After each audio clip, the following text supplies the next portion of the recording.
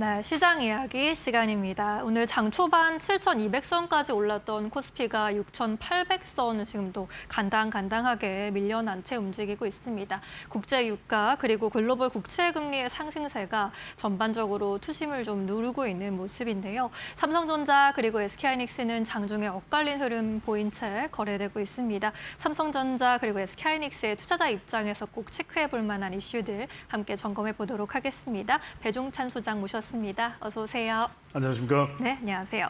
코스피 초변동성 장세가 이어지고 있습니다. 좀처럼 중간이 없는 시장 이어지고 있는데 최근에 그래도 단일 상품 레버리지 ETF 규제가 좀 시작되면서 지난주까지만 해도 코스피가 좀 다시 우상향하는 모습 보이기도 했거든요. 이 레버리지 ETF 정말 많은 지적을 받았는데 이제 이 리스크 좀 덜어냈다라고도 볼 수 있는 건지 이 부분 관련해서 우리가 꼭 알아야 할 부분들이 있을까요? 그렇죠. 드러내야죠. 중요한 것은 제일 투자자 입장에서 제일 궁금한 건 그럴 거예요. 삼전 닉스 빠질까 말까, 들어갈까 말까 이거 아니겠어요? 그쵸. 그리고 언제쯤 나올까, 언제쯤 들어갈까. 그러니까 이게 가장 중요한 거. 결과적으로는 그건 정답이 있는 것이 아니기 때문에 어떻게 들어가는 거 중요한데 저는 항상 이런 말씀드립니다. 털리더라도 근거가 있어야 된다. 네. 맞더라도 근거가 있어야 된다. 그냥 돌을 던져서 맞으면 좋고 아니면 말고 이렇게 분석을 할 수는 없는 것이거든요. 그렇죠. 우선 우리가 일단 걸림돌이 되는 것을 제거해야 되는 건 맞는 거예요. 네. 지뢰를 제거해야 되는 건 맞는 거예요. 그 지뢰 중에 하나가 이 단일 상품 레버리지 ETF 임해는 분명한 것 같습니다. 왜냐하면 분명히 규제가 시작되면서부터는 우상향하는 모습을 볼 수가 있거든요. 특히 이제 그동안 거래소와 증권사만 배불렀다. 이른바 개미들은 또 투자자들은 피눈물을 흘리고 있는 사이에 보시면은 이 총 수수료 수익만 1,200억 가까이 네. 그렇게 5월 말부터 7월 말까지 거의 두 달 정도 되는 기간 정도의 두 달도 채 안 되는 기간이겠죠. 그 정도의 수익을 올렸다는 것이 되는데 자 보시면은 이 거래일만 놓고 보면 우리가 이제 주말은 제외되는 것이니까요. 증권사도 거의 900억 가까이 또 이제 한국거래소도 이익을 얻었다. 사실 이게 우리가 원하는 그림이 아니잖아요. 네. 투자자들이 이 삼성전자와 하이닉스가 계속해서 우상향 상승을 하면서 고객들이 수익을 얻어가는 그걸 또 정부도 원했을 텐데 실제로 그게 아니었다. 오히려 시장 관리자와 금융기관만 막대한 이익을 챙겼다. 그럼 결과적으로는 이른바 곧버스가 아니라 인버스 되면서 강제 매도도 있고 동시호가가 또 장 막판에 벌어지고 이런 것들이 이제 이 사실상 고매도까지 이어지면서 주가가 하락하는데 원인이 됐다고는 볼 수밖에 없겠죠. 네. 근데 특히 이제 중요한 건 앞서 이제 앵커께서 말씀을 하셨던 대로 여러 가지 미국의 국채 금리가 올라간다든지 오늘은 이제 오전장과 오후장이 확실히 달라요. 그렇죠. 이런 구조적 요인도 우리가 볼 필요는 있습니다. 그럼에도 불구하고 지금 삼성전자와 SK하이닉스가 조금 엇갈린 모습을 보이고 있기도 하거든요. 이런 것들을 본다면 결과적으로는 어떤 원인으로 진단을 해야 될까? 차이라고 한다면 SK하이닉스는 미국의 이른바 ADR, 네. 사실상 미국 증시에도 주식이 상장돼 있는 것이나 다름없다. 이렇게 보면 우리 시장의 어떤 구조적 문제 아닌가 이렇게 볼 수밖에 또 없다라는 것이겠죠. 지금 그런 점에서는 분명히 이 ETF 상패를 이야기하지만 상패를 할 수는 없습니다. 법적으로나 또 제도적으로나 그렇다면 어떻게 하면 이 걸림돌을 좀 최대한 해소하고 네. 치워낼 수 있느냐 이게 중요한 것이고 구조적인 거야 우리가 투자자로서 역부족이잖아요. 그건 어떻게 할 겁니까? 우리가 글로벌 거시경제상으로 발생하고 있는 문제, 유가가 올라가고 트럼프 대통령은 계속해서 하루에도 12번 더 변덕이 발생을 하고 있는 상황이기 때문에 네. 중요한 건 펀더멘털입니다. 결국 네. 삼성전자와 SK하이닉스가 충분히 경쟁력, 시장에서 올라갈 수 있을 만한 그건 우리 시장에서 차지하는 비중이 크고 작고와 상관없이 그건 분명히 기초 체력뿐만 아니라 기본 체력뿐만 아니라 미래 체력까지도 갖추고 있다. 이건 변함이 없다라는 네. 그 근거만큼은 우리가 분명히 패를 쥐고 있어야 된다는 말씀을 드립니다. 네. 일단 우리 시장의 기초적인 체력을 잘 다지고 가는 가운데 구조적인 문제, 지뢰를 치우고 가는 것은 꼭 필요했다라고 강조를 해주셨습니다. 외국인의 매수세도 지금 조금씩 돌아오고 있는 흐름입니다. 오늘장 봐도 SK하이닉스, 삼성전자 나란히 외국인 순매수 상위 종목에 또 이름 올리고 있거든요. 그나마 외국인 수급이 좀 들어온다라는 것을 다행으로 볼 수 있겠죠. 그렇죠. 그리고 맹크께서 말씀하셨던 대로 정말 어떤 선을 돌파했을 때 차익 실현 매물이 또 나온다고 봐야 되겠죠. 그렇죠. 개인들이 볼 때는 이게 또 앞으로 어떻게 될지 몰라. 불안감, 이른바 포모보다는 이제 조모 이야기가 나옵니다. 네. 그러다 보니까 그래 한 주당 10,000원이라도 더 벌었을 때 20,000원이라도 더 벌었을 때 나 그냥 빠져나올 거야. 자, 지금 보시면 급격히 이 순매도하고 있는 건 밑에 표를 보시면 알겠지만 개인이죠. 그죠? 외국인과 기관은 매수를 하고 있고 개인들은 무려 7조 846억 원을 순매도하고 있다. 이런 걸 보시게 되면은 결과적으로는 최근에 이제 달러 약세, 제가 말씀드렸습니다만 이 트럼프 대통령이 취임하고 난 이후에 계속 많은 분들은 약달러로 바로 갈 거라고 여기서 저는 강달러 이야기를 했습니다. 네. 우리 방송을 통해서요. 그리고 S&P 500은 연신 기록 경신을 했습니다. 지금 중동 정세와 상관없이 미국의 뉴욕 증시 나쁘지 않아요. 그렇죠. 그 이야기는 미국 경제는 상당히 견고하다. 또 특징 중에 하나는 제롬 파월 연준 의장은 말을 많이 안 해요. 굉장히 케빈 워시 말 그대로 일종의 미국식 농담으로 그동안 말 많은 이 토크티브한 것을 워시 씻어냈다. 이런 얘기를 할 정도인데 그게 오히려 건전한 시장 이 평가에 도움이 된다는 이야기도 나와요. 그런 면에서는 외국인 투자자들이 서서히 늘어나고 있다는 건 분명히 우리 내부에 내관이 되거나 지뢰가 될 만한 건 치우는 게 필요하다. 그 나머지들은 개인들이 지금 굉장히 불안한 상태에서 변동성이 아직 완전히 해소되지는 않았다. 이렇게 볼 수 있습니다만 중요한 건 외국인이 돌아오고 있다. 이게 중요한 게요. 그동안 두 가지였습니다.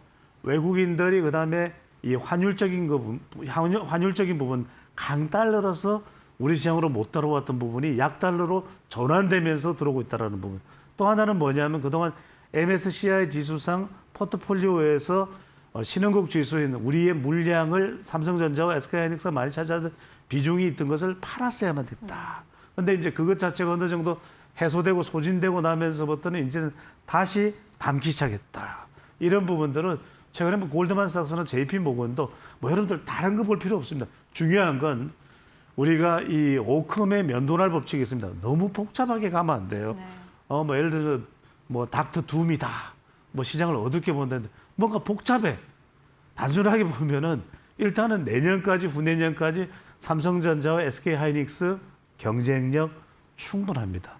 그게 중요하다라는 거. HBM도 그렇고 아직까지는 중국이 우리를 뛰어넘을 수준이 되지는 않는다라는 거. 그런 점에서 외국인들이 들어오는 분명한 이유가 되고 있다. 뭐 삼성전자의 경우에도 뭐 이제 추가적인 내용을 좀 보기는 해야 되겠습니다. 그만큼 차익 실현 쪽이 SK하이닉스보다는 좀 더 강하다. 이렇게 볼 수 있지만 그래도 낙폭이 뭐 아주 심각할 정도의 상황. 지금 25만 전자 밑으로 내려오지는 않았잖아요. 네. 그런 점들을 좀 눈여겨 보실 필요가 있을 것 같습니다. 네, 지금 환율도 우호적으로 흘러가고 있는 가운데 외국인들의 수급이 좀 뒷받침되고 있다라는 점 긍정적인 포인트로 짚어주셨습니다. 반면에 외국인들과 달리 개인들의 경우에는요, 지금 이 초변동성 장세 안에서 국장을 좀 떠나려는 움직임도 나타나고 있거든요. 미국 주식시장으로 옮겨간다, 이제 지칠 대로 지쳤다라는 분석들이 나오는데 이러한 이탈을 좀 어떻게 해석해 봐야 할까요? 저는 이런 말씀드리면 정답은 없습니다. 참 그래서 이게 민감할 수 있고 예민한 문제이겠습니다만 저도 35년간을 주식 투자를 하고 연구를 해왔습니다만 늘 제가 확인하는 건 그래요. 항상 우리 이데일리 신문 제가 1년치 채워놓고 지나간 신문을 봅니다. 아, 그때 이 판단을 했더라면 그게 저한테 엄청난 공부가 됐어요. 네. 사계 경제 일간지 물론 우리 이데일리가 제일 중요합니다. 보면서 공부를 했던 거죠. 왜? 타임머신처럼 삶을 우리가 지나간 걸 되돌아갈 수는 없잖아요. 그런데 뒤에 물러서서 지난 6개월 전, 1년 전에 신문을 보면은 아, 그때 이렇게 판단했더라면 그게 공부가 돼요. 네. 그 이야기는 뭐냐면 지금이 과연 떠날 때이냐. 너무 많은 정보가 들어오면 어려워질 수가 있습니다. 그런데 2분기까지는 매도를 하고 미국 증시에서 미국 주식을 매도를 하고 국내로 들어왔어요. 왜? 여러 가지 혜택이 있었잖아요. 양도세 감면 혜택도 적은데 8월 이제 3분기 들어서면서부터 8월 14일까지 보면 다시 미국 주식을 순매수, 가파르게 순매수하고 있습니다.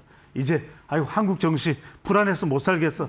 삼성전자고 뭐고 돈도 벌 수 있는데 레버리지 ETF에 그냥 팔래. 이러면서 떠나는 사람들이 있습니다. 물론 마음은 10분이 이해를 합니다. 그런데 저는 이런 두 가지만 짧게 이야기를 드리고 싶습니다. 미국 시장에 갔을 때도 우리가 어차피 들어가고 나오는 건 개인의 판단입니다. 한국 시장도 마찬가지인데 아무리 우리가 변동성이 크고 삼전 닉스가 차지하는 비중이 크다라는 것은 이건 상당히 불안감이 조성이 되죠. 불확실성도 조성이 됩니다만 그럼에도 불구하고 가파르게 삼성전자나 SK 하이닉스만큼 미국 시장에서 상승률이 높을 만한 종목이 있을까? 이건 저는 여전히 고개를 갸우뚱합니다. 네. 엔비디아가 됐든 테슬라가 됐든 마이크론이 됐든 팔란티아가 됐든. 그래서 여러분들한테 이런 말씀을 드리고 싶어요. 결국은 개인의 판단입니다. 하지만 중요한 것은 오컴의 면도날 법칙처럼 다른 걸 다 떼어내 보세요. 떼어내고 최종적으로 봤을 때 과연 삼성전자와 SK하이닉스 냉정하게 내년, 후내년까지 이 기업들의 이익이 유지될까?